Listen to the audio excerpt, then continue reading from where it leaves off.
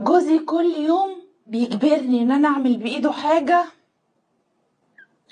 المصيبة بقى ان انا لو رفضت اعمل له الحاجة دي بينزل فيا ضرب. لقيت جوزي داخل عليا وجايب بقى ايه ما شاء الله شنط فيها خير ربنا، الحاجات بتاعتي بتاعت الشهر. فطبعا انا ايه اول لما شفته داخل من باب الشقه كده قلت له عنك يا حبيبي ناولني الحاجه، طب ما ندهتليش ليه؟ انا كنت نزلت شلت معاكي الحاجه وبعدين هو فين البواب؟ ازاي ما يطلعش معاكي الحاجه دي؟ فراح رامي الشنط في الارض وقال لي خدي، انا راجع تعبان وشايل على قلبي وطالع. فبقول له حبيبي كتر خيرك وربنا يخليك لينا وتعيش وتجيب لنا، في حد يرمي نعمة ربنا كده في الأرض؟ قال لي يا ستي أنا كنت جاي مروق وعامل دماغ وبتاع وعامل دماغ مع أصحابي ومش عارف إيه، وقفت بقى في السوبر ماركت شوية وعند الخضر شوية وجبت لك الطلبات اللي أنت عايزاها كلها. أنا كنت جاي عايز أعمل يعني حاجة كده. فقلت له ماله يا حبيبي؟ ايه المشكله يعني ما تعمل حاجه كده؟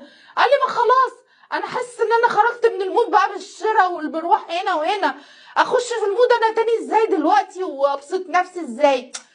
يا شيخه طلباتك اللي ما بتخلصش دي. قلت له خلاص يا حبيبي انا هاخد بس الحاجه ادخلها جوه وهديك واروقك وبتاع واعمل اللي انت عايزه والليله هتبقى مظبطه والله، انت بس اتعفرت شويه عشان الطلبات كانت كتيره شويه والحاجات دي. فقال لي طيب خلاص انا ههدى اهو ووريني بقى انت شطارتك ورجعيني للمود وظبطي لي الليله زي ما كنت راسم ومخطط في دماغي. قلت له بس كده؟ انت تؤمر، لا انت تشاور بس بصبعك كده. انا بس هدخل بسرعه كده افضي الحاجه دي عشان ما تنزلش بقى ميه وحاجات في الارض وبتاع، وهروق الدنيا على بال ما انت تكون خدت شاورك وكده وروقت على نفسك وانا هتلاقيني وراك على طول. وفعلا رحت واخده الحاجه ودخلت ومش عارفه ايه.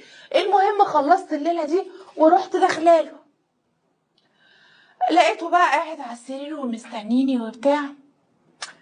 ايه يا حبيبي ها رقت بقى وفقت وبتاع؟ ده انا بص جايبه لك كوبايه عصير اللي انت بتحبه ومش عارفه ايه، خد بقى روق كده على نفسك وبتاع لحد ما انا كمان اخش اخد دش وكده واجي لك على طول. وفعلا سبته يشرب العصير لحد ما انا دخلت روقت على نفسي ولبست بقى حاجه كويسه وخدت دشي وكله تمام ورحت خارجه. فخارجه بقى انا ايه وشافني بقى حلوه ومتزوقه له وبتاع، فقال لي ايه هانم ده؟ فبقول له ايه يا حبيبي في ايه؟ قال لي في ايه؟ انت نسيتي. قلت له نسيت ايه؟ قال لي نسيتي ايه؟ هو انا مش جبت لك الطلبات والحاجه اللي انت عايزاها؟ قلت له اه يا حبيبي ربنا يخليك لنا يا رب ما تحرم منك ابدا وتدخل عليا كده شايل ومحمل طول العمر وانت بصحتك ويرزقك العافيه ويرزقك. وقعدت بقى ايه ادعي له دعاء كده، اصل انا لو ما نفختش فيه كده وقلت له كلمتين 3 ل10 دول لازم. فقال لي فين؟ قلت له فين ايه يا بابا؟ عايز ايه يا حبيبي؟ يلا يلا بوسي. ف حاضر يا حبيبي حاضر. رحت ماسكه ايده وقعدت ايه ابوس فيها. قال لي بعد كده تنسي انت حره، اديكي شايفه مش مقصر معاكي في اي حاجه. فقلت له حبيبي ربنا يخليك لينا وبتاع. ورحت ايه قعدت افكر مع نفسي يا ربي هو بالاجبار؟ هو انا لازم ابوسك بالاجبار؟ المهم بعد ما بوست ايده بقى وخلص اللي هو عايز يخلصه، حتى في ده كمان يا جماعه حتى في ده كمان خلص مش عارفه ايه. يلا ايه يا حبيبي؟ هو يا حبيبي ربنا يخليك، ده انت بص انت اللي ساترني وانت اللي بتديني حقوقي الشرعيه، ربنا يخليك ليا. ورحت نازله فيه بوس. برضه بتنسي؟ فقلت له لا يا حبيبي انا ما بنساش ولا حاجه، انا بس يعني مش كل فسوه هتعملها لي وكل هتحسسني انك مشايلني جمايل الدنيا والاخره. فقال لي ايه يا هانم انت بتقولي ايه؟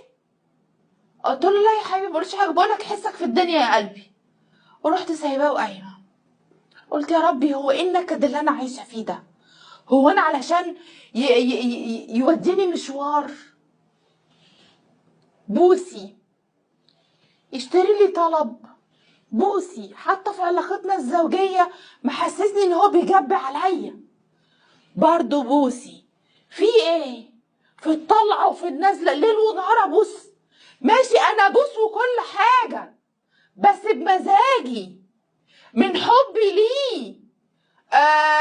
انا عايزه ابوسه، لكن كل حاجه يجي يقول لي يلا بوسي انا خيري عليكي، ومحسسني ان هو بيتفضل وبيعمل حاجات محدش غيره في الكون بيعملها. ما كل الرجاله بتعمل كده، كل الرجاله بتدي حقوقها الشرعيه لمراتاتها من غير ما تبوس ايده. كل الرجاله بتشتري طلبات بيوتها من غير ما تبوس ايده. كل الرجاله بتودي ستاتها عند الدكاتره من غير ما تبوس ايده. ده بيوديني عند ماما بوسي ايدي، ده انا وصلتك وديتك عند ماما. وبقت حياتي بقالي 9 شهور على هذا النمط. اي حاجه بوسي. مره اعترضت، قلت له هو في ايه يا حبيبي؟ في ايه يا بابا؟ اما انا عامله لك الغدا انا كمان اهو، ما بقولكش بوس ايدي ليه؟ ما انا اللي عامله لك الغدا. اللبس اللي انت لابسه ده مين اللي غسله؟ ما انا اللي غسله. ما قلتلكش بوس ايدي ليه؟ فليه وليه ان انا رديت عليه؟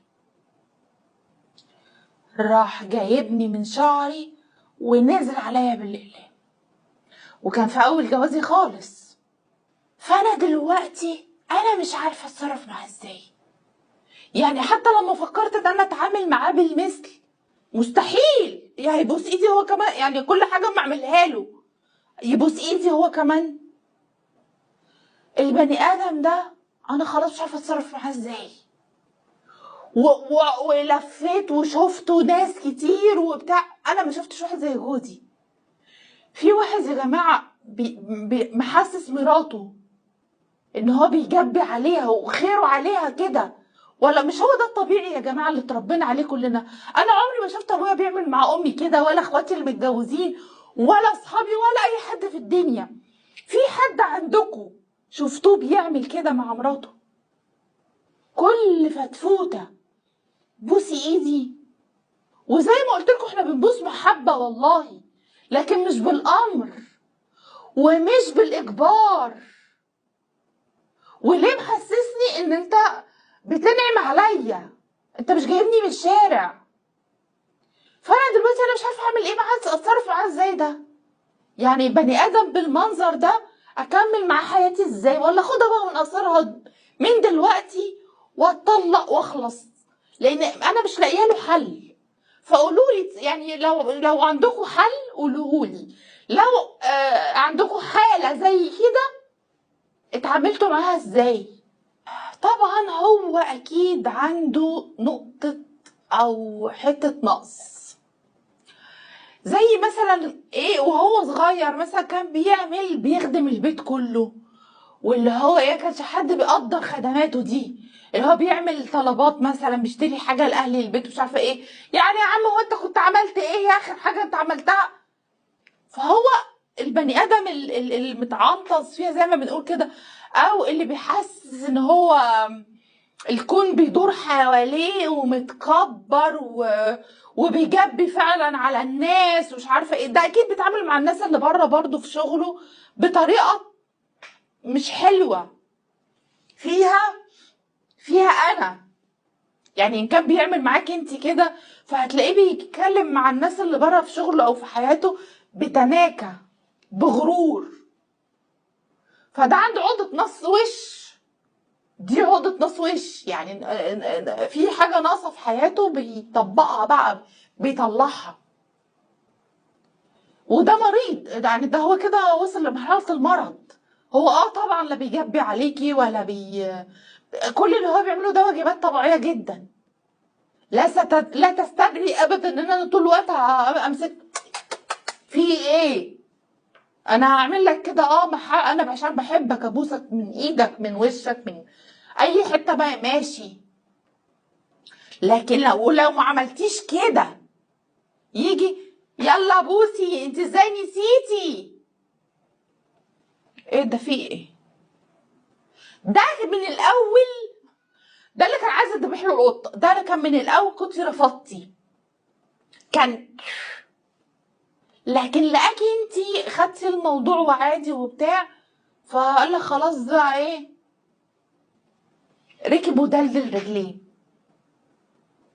فاللي زي ده يا حبيبتي ما تسكتيش عليه يا ماما. ليه يتعامل معاكي بالطريقه دي؟